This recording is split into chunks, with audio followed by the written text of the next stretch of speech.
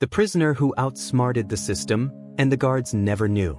The impossible prison. Before you hear what really happened that night, hit subscribe, because once you know how they pulled it off, you'll never look at a prison the same way again.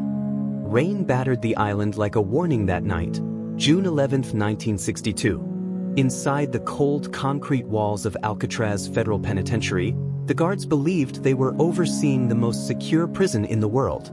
No one had ever escaped and lived to tell the tale. The bay waters were merciless, the currents deadly, and the watchtowers relentless. But three men, Frank Morris and brothers John and Clarence Anglin, were about to prove that impossible was just another word for unnoticed. Frank Morris was the mastermind, quiet, calculated, a man whose intelligence test scores rivaled university students on the outside. He'd been locked up most of his life, but this time, he wasn't planning to die behind bars.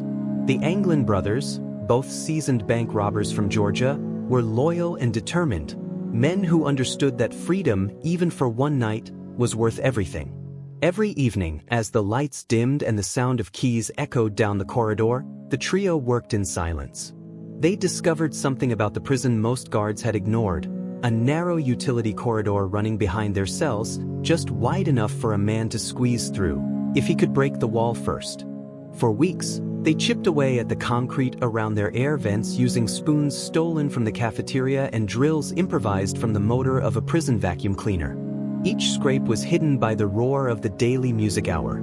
Each night, they placed papier-mâché dummy heads, molded from toilet paper, soap, and real human hair stolen from the prison barbershop, on their pillows to fool the guards during count. From the cell doors, those fake heads looked almost alive in the dim yellow light. Frank's mind was always 10 steps ahead. He'd studied the routines, the guard rotations, even the temperature of the bay waters. They constructed life vests and a makeshift raft out of 50 stolen raincoats, sealing the seams with glue from the workshop and heat from prison pipes. It was a design so absurd it almost shouldn't have worked. By early June they were ready. Each man had carved his way into the ventilation shaft behind his cell, a dark vertical tunnel that led to the roof. Every inch of it stank of rust and sea salt, and yet it was the only way out. On the night of June 11th, a guard walked past their cells for the final count. Morris. Anglin. He saw three sleeping figures, their faces turned toward the wall. Everything seemed normal. At exactly 10 p.m., Frank whispered, "Now." He twisted off the vent cover, pulled himself through the hole, and vanished into the black corridor behind his cell. The Anglin brothers followed, their breathing shallow, their hearts pounding. They crawled through the shaft, climbed a vertical pipe to the roof, and looked out at the glittering lights of San Francisco shimmering across the water like a distant promise. From the roof, they descended the prison's outer wall using an improvised cable line. Below, the service corridor led them to the shoreline. There, they inflated their fragile raft, its surface slick with glue and salt water. The wind was brutal, the tide fast, but they paddled anyway, toward a freedom that seemed to fade the farther they went. By sunrise, the guards were still unaware. Breakfast was served as usual, but when the morning head count began, one officer paused. "Morris." Silence. "Anglin." Another silence.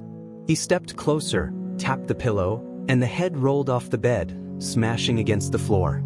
The entire block erupted in chaos. Sirens howled across the island. Boats swarmed the bay. Helicopters combed the surface for any sign of the escapees. Yet, no bodies were ever found.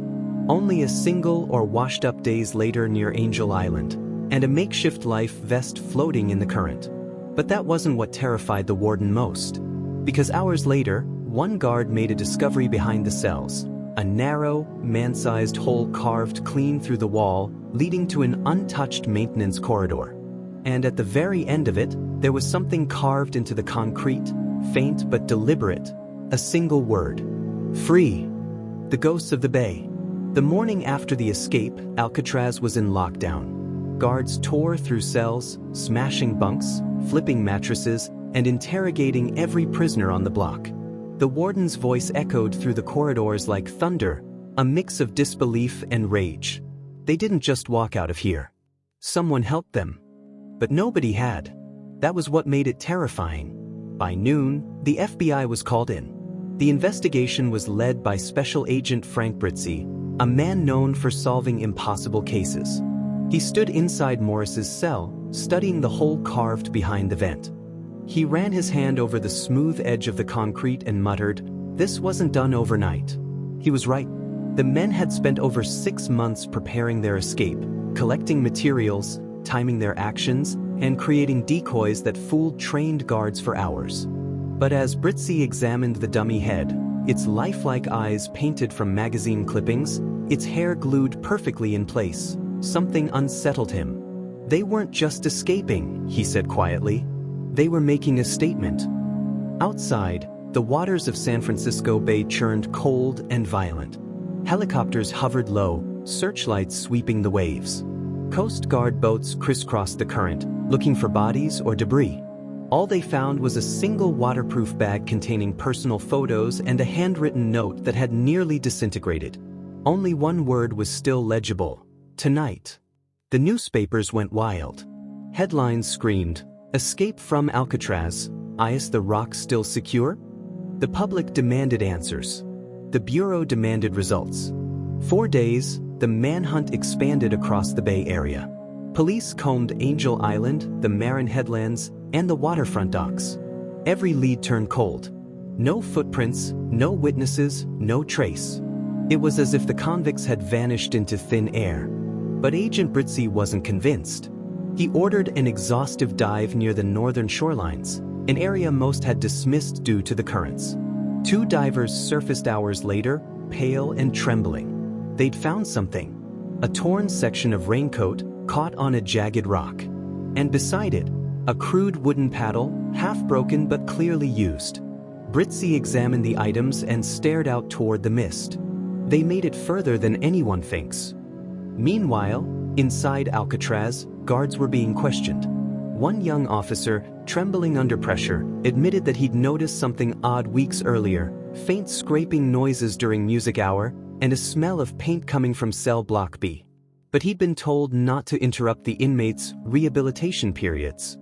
That mistake cost the Bureau its pride. As weeks passed, the investigation began turning political. The Bureau couldn't afford to admit that the rock, America's symbol of absolute control, had been broken. So, unofficially, the escapees were presumed drowned. But behind closed doors, Agent Britzi kept digging. 1 month later, a new clue emerged: a tip from a woman in Marin County. She claimed she'd seen 3 men in wet clothing huddled near a parked blue Chevy truck at dawn, just days after the escape. The FBI dismissed her account, calling it inconsistent. But Britzi had a hunch. He visited the site himself. There, in the mud, he found something no one expected: a piece of old inner tubing, cut precisely into a ring shape, identical to the material used in their makeshift raft. It wasn't proof, but it was enough to reopen the file. As he stared across the bay that evening, the fog rolled in thick and heavy, wrapping Alcatraz in its cold embrace. The prison lights flickered, reflecting off the water like fading stars. "They planned this too well," Britzi whispered. "They knew the tides, the guards, the routines. They didn't escape by luck, they escaped by design." And then came the letter. 16 years later, in 1978, a handwritten note was mailed to the San Francisco Police Department. The ink was faded, the handwriting shaky. "My name is John Anglin. I escaped from Alcatraz in June 1962 with Frank Morris and my brother Clarence. Yes, we made it. But I'm sick now. I have cancer. If you announce on TV that I'll get medical help and no more than a year in jail, I'll tell you where I am." The letter was signed simply, John. For decades, the FBI called it a hoax. But handwriting experts couldn't dismiss the resemblance entirely. And in that moment, the impossible turned into something far more haunting. Maybe Alcatraz hadn't failed. Maybe it had been fooled. Because when Agent Britzi reread that letter years later, he noticed something the public didn't. The postmark wasn't from California. It was from Rio de Janeiro, Brazil. The last letter. By the time the letter reached the FBI archives, it was already yellowed with age, creased, water-stained, and nearly forgotten. Most agents dismissed it as another crank confession, one of hundreds sent by attention seekers over the years. But when Agent Frank Britzi, now retired, read it under the dim light of his San Francisco apartment, something in him refused to let it go. He'd spent 20 years chasing ghosts across the bay, and this letter felt different. The language, the details, the guilt in every line. It wasn't boasting, it was confession. Britzi reached out to forensic experts, even decades after the case had gone cold.